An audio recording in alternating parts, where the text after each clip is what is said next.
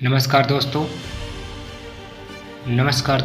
स्वागत है आपका अपने YouTube चैनल स्टूडेंट चौराहा पर। आज हम यूपी बोर्ड 2022 जो 7 अप्रैल को फिजिक्स का पेपर है उसके बारे में बताने वाले कुछ मोस्ट इम्पॉर्टेंट टॉपिक जो परीक्षा में पूछे ही जाते हैं। ये 15 टॉपिक हैं जिससे आपके 70 नंबर में फंसने वाला है। Bharat physics most important question 7 अप्रैल को जरूर से ज़रूर आएंगे ये क्वेश्चन। सबसे पहले हम आपको बताने वाले क्वेश्चन कराने से पहले आपके लिए बढ़ने वाले हैं। जैसे मान लो कूलॉम का नियम है Q = 1/4πε0 इंटू Q1 Q2 बटे R स्क्वायर, ये प्रूव है।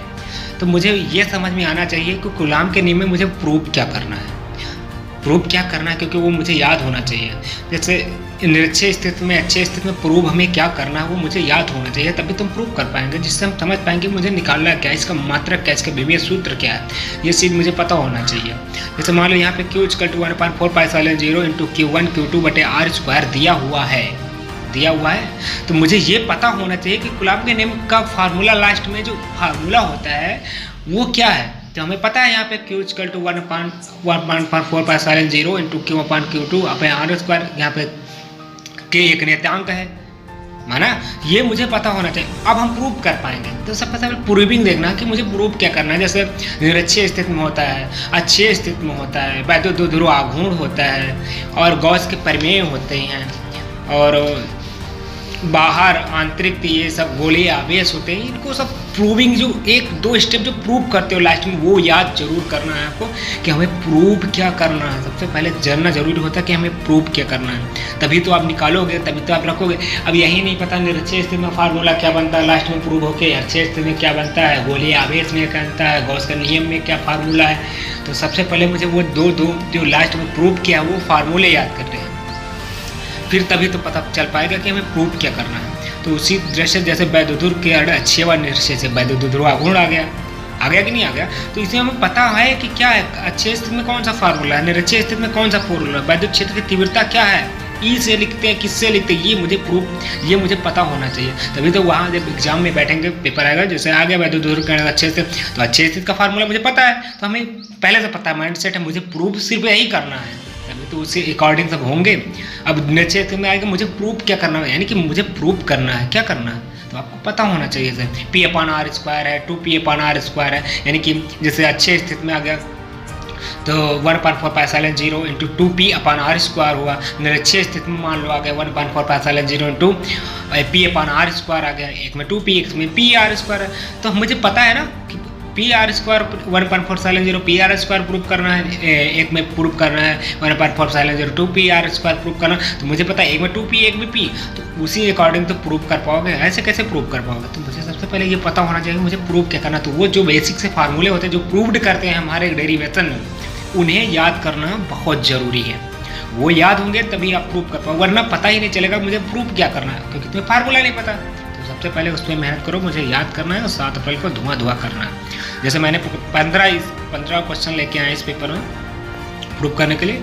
जैसे क्वेश्चन है पहला, वैद्युत ध्रुव के कारण अच्छे व निरक्षय स्थिति में विद्युत क्षेत्र की तीव्रता ज्ञात कीजिए। तो इन तीनों की जो है फार्मूले याद कर लो और फिर उन्हें पता करो कि प्रूव कैसे होते, फिर डेरिवेशन को 2-3 बार रफ करो और इजीली याद करो। याद नहीं, प्रूव करो, बस याद होंगे 2-3 बार रफ के करने से आता। दूसरा क्वेश्चन है, एक समान विद्युत क्षेत्र में रखे दो ध्रुव पर लगने वाला बल आघूर्ण। तीसरा, समांतर प्लेट संधारित्र की धारिता। अब मुझे तुम्हें पता होने से धारिता को कैसे लिखते हैं, C से लिखते हैं। एक C = 1/2 CB स्क्वायर होता है, B क्या होता है, संधारित्र क्या होता है, व्यंजक क्या होता है। अब गॉस के नियम के प्रूव करना है आपको। फिर चौथा है गॉस का नियम का फार्मूला है। तो वो गॉस का नियम यानी कि इसके अंतर्गत बहुत आते हैं, बाहर स्थित, अंदर स्थित, पृष्ठीय बनाना है, इसका मात्रक का स्टेरेडियन होता है, गॉस के नियम को धन कोण इसके अंतर्गत आता है, सब कुछ पढ़ना। 5वां क्वेश्चन है, वैद्युत परपथ संधि किरचॉफ के नियम। 6वां है विभवमापी का सिद्धांत, मीटर सेतु का सिद्धांत। 7वां है 2 समांतर धारावाही चालक के बीच लगने वाले बल का व्यंजक ज्ञात कीजिए, इसका भी फार्मूला आपको याद करना है। 8वां है गोलीय पृष्ठ का अपवर्तन का सूत्र। 9वां यंग की रेखा का क्षेत्र का प्रयोग। 10वां एकल झिर्री द्वारा विवर्तन का प्रयोग की व्याख्या पूरा करना है, बहुत इंपॉर्टेंट एकल झिर्री द्वारा। 11वां प्रकाश वैद्युत उत्सर्जन संबंधी आइंस्टीन के समीकरण की व्याख्या कीजिए। प्रकाश वैद्युत उत्सर्जन संबंधित आइंस्टीन के समीकरण की व्याख्या कीजिए।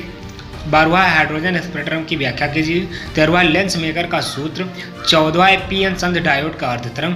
15वां दिष्टकारी तथा पूर्ण दिष्टकारी। 15 नंबर है दिष्टकारी तथा पूर्ण तरंग दिष्टकारी, इसे भी पढ़ना है आपको। पी.एन. संध डायोड का अर्धतरंग। 13 लेंस मेकर का सूत्र। 15वां हाइड्रोजन स्पेक्ट्रम की व्याख्या।